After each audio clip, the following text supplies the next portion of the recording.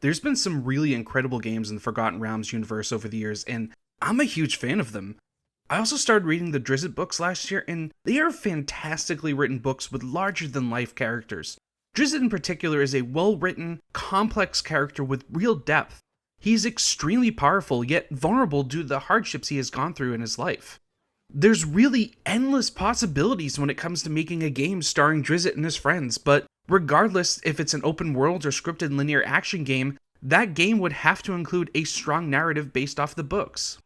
I was pretty excited when I heard about a new game being made starring him, and it's not like they would take those endless possibilities, throw them in the trash, and make yet another bog-standard broken unfinished 4-person co-op loot grinder that ignores all of the creative narrative Ari Salvador has created over the years. Oh wait, that's exactly what they did.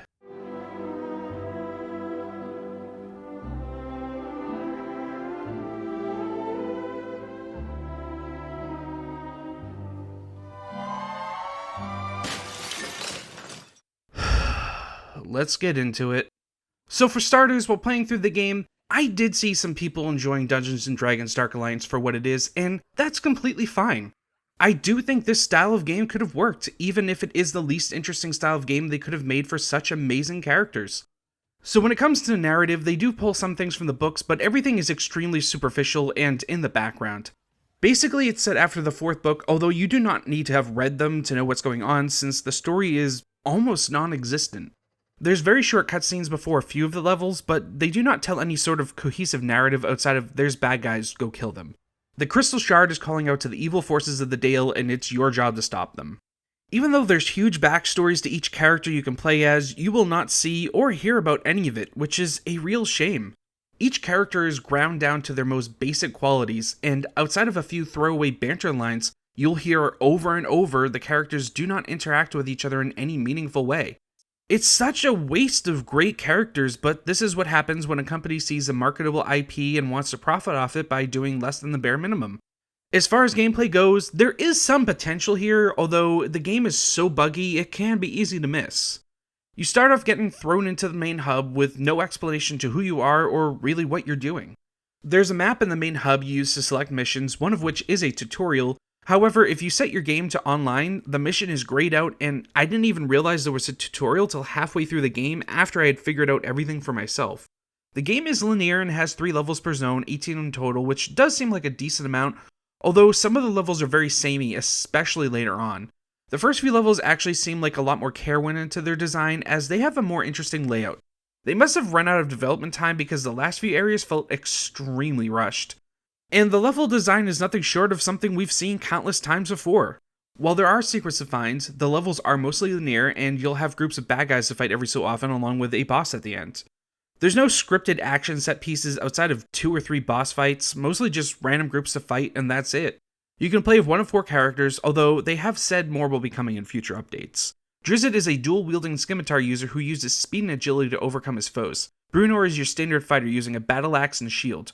Wolfgar is a 2-handed hammer user who uses slower but more powerful strikes, and Caddy Bree is a bow user who fights from afar, although she does have melee combos she can use. Each fighter has 2 abilities they can use. For instance, Drizzt can turn invisible for a short duration, and Caddy Bree can heal allies.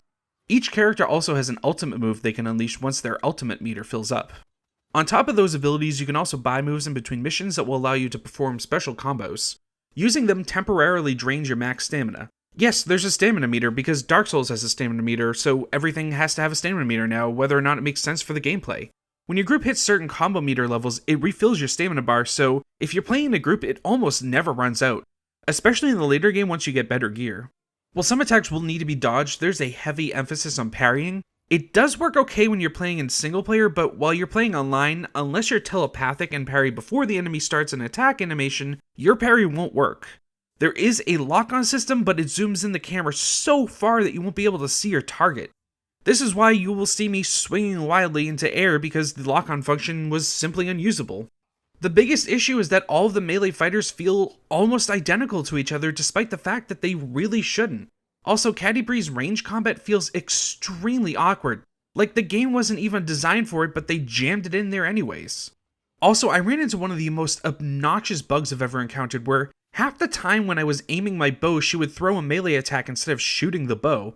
I spoke to other people playing as her, and this does seem to be a very common issue. Other than that, it plays like your typical melee-focused action RPG, although every aspect of it is extremely unpolished. Attacks do not feel satisfying, and the sound design is atrocious, so when you land a hit, it just doesn't feel right. When Wolfgar smashes an orc's face in with his warhammer, I should get a satisfying crunch, and it shouldn't feel like I just hit the orc with a wet noodle like it does in Dungeons & Dragons Dark Alliance. Even the RPG mechanics leave a lot to be desired, which really isn't good considering this is a Dungeons & Dragons game. You get a stat point to spend when you level up, although unless you're already familiar with 5th edition Dungeons & Dragons, you might not fully understand what each stat does. You also get a point each level to spend on a feat, which were mostly mundane increase stat by percentage. Which is fine, you do want a few skills like that in your skill tree to fill it out, but when almost the entire tree is like that, it makes leveling up not as exciting. In older D&D games, I remember always being excited for the next feat I can unlock, but not in this game. I'm more familiar with 2nd and 3rd edition D&D, so I'm not sure how it works in 5th edition, or if it's even properly represented here, but what they did for gear just doesn't work well. Gear has a rank between 1 and 5, and then your standard rarities, common, uncommon, up to legendary. Each level has a difficulty rank from 1 to 6 also, which means to get rank 5 gear, you really need to play on the hardest difficulty.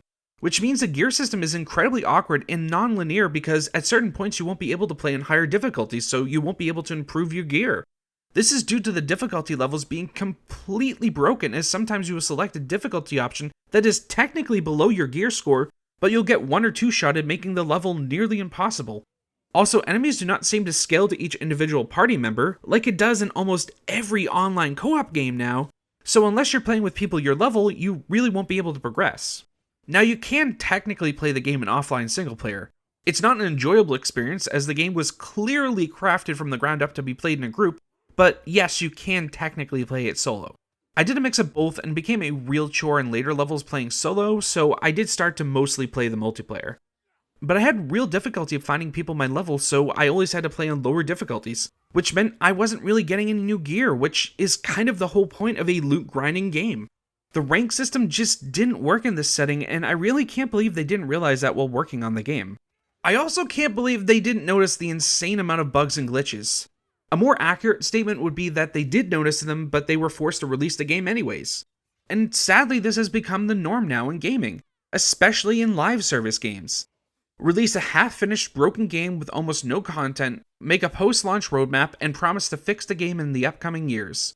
If the game does sell well, then great, people who paid full price may or may not get a fun game to play in 3 to 4 years after release. If the game does not sell well, then too bad, it will never get fixed and the people who bought the game at full price will never get what they paid for. I've said this in more than a few reviews now, but when is enough enough? Where is the breaking point? You can't keep getting away with it!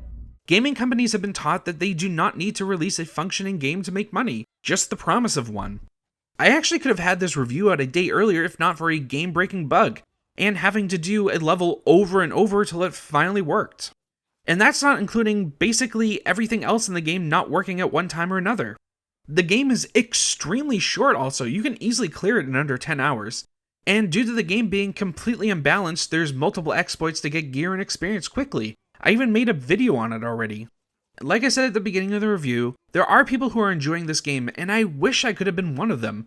While I do think if they fix the game, and that's a very big if, it could be a decent game.